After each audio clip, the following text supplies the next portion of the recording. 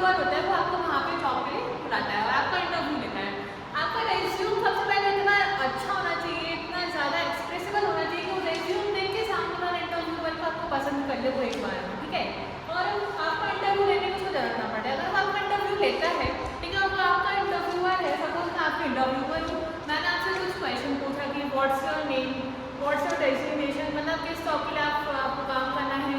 अगर आपको मैं अगर जॉब दे देती हूँ तो आप उसके लिए आप फिट हो कि नहीं हो, ठीक है। तो मैंने आपसे कुछ क्वेश्चन करा एज अ इंटरव्यूअर, ठीक है। और मुझे आपको मतलब मैंने आपका इंटरव्यू लिया और मैंने आपके इंटरव्यू के क्वेश्चन मैंने आपसे करे हैं, वो मुझे अच्छे लगे, आपके आंसर मुझे अच्छे लगे, तो मैं आपको एक्सेप्टेंस जॉब के लिए बोलूँगी, मतलब कि आप कब से मेरे यहाँ जॉब के लिए आ सकते हैं। तो मैं आपको बोलूँगी अगर आपको मेरे यहाँ जॉब करना है तो आप मेरे लिए एक्सेप्टेंस लेटर ज़रूर लिखिए और मेरी कंपनी में मेरे को लाकर दीजिए, ठीक है।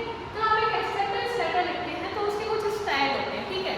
जैसे हमने एक लेटर राइटिंग पढ़ी थी, जो आपको लेटर होते हैं वो आपको 2 टाइप्स होते हैं। सबसे पहले क्या होता है आपका फॉर्मल लेटर, ठीक है। देन सेकंड होता है आपका इनफॉर्मल लेटर, ठीक है। तो इनफॉर्मल फॉर्मल लेटर तो हमने पहली क्लासेस में पढ़े थे और शायद आपने हाई स्कूल और इंटर में आपने फॉर्मल इनफॉर्मल लेटर के बारे में पढ़ा होगा, तो इसमें आपको कंपल्सरी ये चीजें रहती है, ठीक है। तो जो स्टाइल फॉर्मल लेटर लिखने की होती है वही थोड़ी सी सेम स्टाइल हमारी एक्सेप्टेंस लेटर लिखने की होती है, क्योंकि जो एक्सेप्टेंस लेटर होता है वो भी फॉर्मल लेटर ही होता है, वो आपका कोई इनफॉर्मल लेटर नहीं है। इनफॉर्मल लेटर्स होते हैं जो हमारे फैमिली, फ्रेंड्स, रिलेटिव्स और अपने डियरेस्ट क्लोजेस्ट बंधे में हम लिखते हैं, ठीक है, जिसमें हम डियर ऐड करते हैं। पर जो एक फॉर्मल लेटर होता है उसमें हम एक रिस्पेक्टेड वर्ड को ज़रूर यूज करते हैं, ठीक है। एक रिस्पेक्टेड वर्ड होता है, सामने वाले टीचर है, एक सर है, एक मैम है, जो भी है ना, आपका एक रिस्पेक्टेड पर्सन है, उसको रिस्पेक्ट के लिए वो रिस्पेक्टेड वर्ड यूज कराते हैं फॉर्मल लेटर में, ठीक है। तो जो पैटर्न होता है आपका एक्सेप्टेंस लेटर का वो आपका एक फॉर्मल लेटर में भी इसको हम ले सकते हैं, आपका एक फॉर्मल लेटर के अंदर ही आता है, पर थोड़ा सा लिखने का उसका स्टाइल अलग होता है। शायद आपको पता होगा फॉर्मल लेटर और इनफॉर्मल लेटर का अलग अलग स्टाइल होता है लिखने का, ठीक है।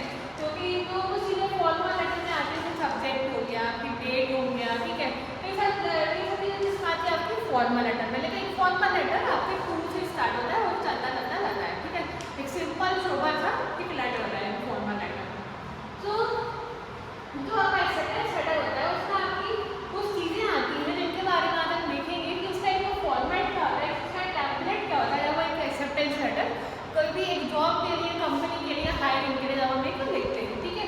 अगर सामने वाला आपको हायर कर रहा है तो आपसे एक्सेप्टेंस लेटर जरूर मांगेगा, वो आपको बोलेगा कि अपना एक्सेप्टेंस लेटर लिखिए, सबमिट करिए आपके जाके कंपनी में और उससे मिल होगा जो कि आपकी जो हायरिंग है उसका नेम होगा। हायरिंग मतलब हायरिंग नेम मतलब होगा आपका जो इंटरव्यू पर होगा, इसमें आपका इंटरव्यू दिया होगा, ठीक है। तो सबसे पहले आपको जो हमें एक एक्सेप्टेंस लेटर लिखना है तो सबसे पहले आपका आता है योर नेम, मतलब जो भी एक लेटर लिख रहा हूँ, अगर मैं एक लेटर लिख रही हूँ तो उसमें आएगा मेरा नेम और देखा आपको क्या आएगा चेल्सी जैन। एड्रेस में आपका कहाँ से आप बिलोंग करते हैं, कहाँ पर आप रहते हैं, ठीक है। तो आपका एड्रेस में आएगा सुरभि कॉम्प्लेक्स आजाद चौक ललितपुर, ठीक है, आपका ये एड्रेस आ गया। देन और फोन नंबर जो भी आपका XYZ आपका फ़ोन नंबर है।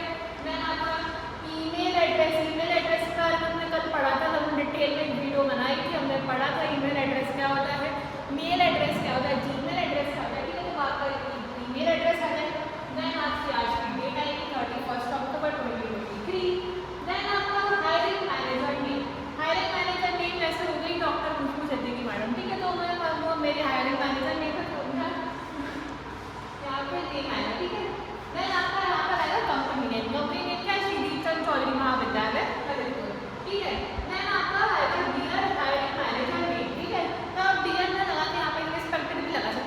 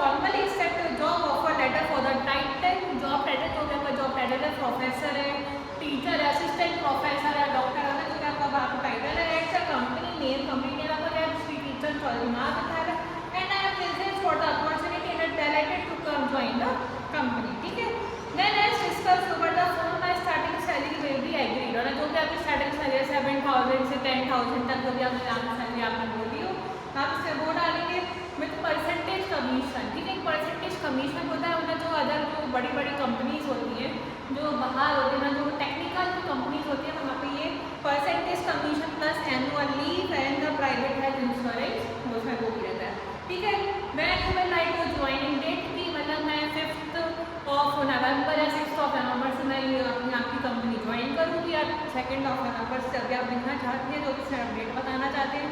If there is any extra information और paperwork you need to complete prior of then please do let me inform the regarding the same. ठीक है, तो आप इसमें क्या करेंगे कि अगर आपको जो भी कोई फॉर्मेलिटीज हो आपको पूरी करानी हो, पेपर वर्क वगैरह है, तो आप मेरे को इस मेल से रिगार्डिंग से, आप मेरे को इस लेटर से रिगार्डिंग के थ्रू आप मेरे को बता सकते हैं। ठीक है, then thank you very much for the opportunity.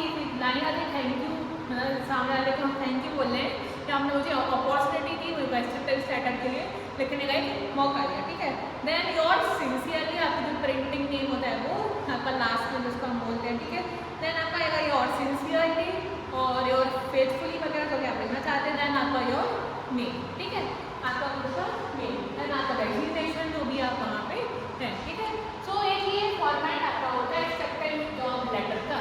Okay, और कंपैरिजन अगर आप करें एक्सेप्टेंस जॉब लेटर और फॉर्मल लेटर में, तो एक कंपैरिजन में किसी सब्जेक्ट नहीं आता है। ठीक है, सब्जेक्ट इंक्लूड नहीं होता, सब्जेक्ट कोई छोटी बाकी सारी इसमें आती हैं as compare to the formal letter. और अगर हम फॉर्मल लेटर ऐसा हम देखते हैं तो ठीक है, सबसे पहले हम क्या डालते हैं your name, then your address और phone number, your email address, your state, hiring manager name, company name, legal hiring manager name, letter body, your sincereness, your name. ठीक है, ये आपका एंड पॉइंट हो गया। ये आज के लिए इतना ही, और जो भी आपके डाउट वगैरह हो मेरे को नीचे कमेंट सेक्शन में आप पूछ सकते हैं। कल हमारी क्लास में हम दूसरा टॉपिक उठाएंगे, इसको हम बोलेंगे letter of the resignation job के लिए। जब हम कोई जॉब में जाते हैं वहाँ पर हमें 3 to 4 ईयर्स हो गए हैं, हमें नेक्स्ट जॉब के लिए जाना है, कहीं नेक्स्ट कंपनी में ज्वाइन करना है, तो हमें अपनी प्रीवियस कंपनी में लेटर ऑफ द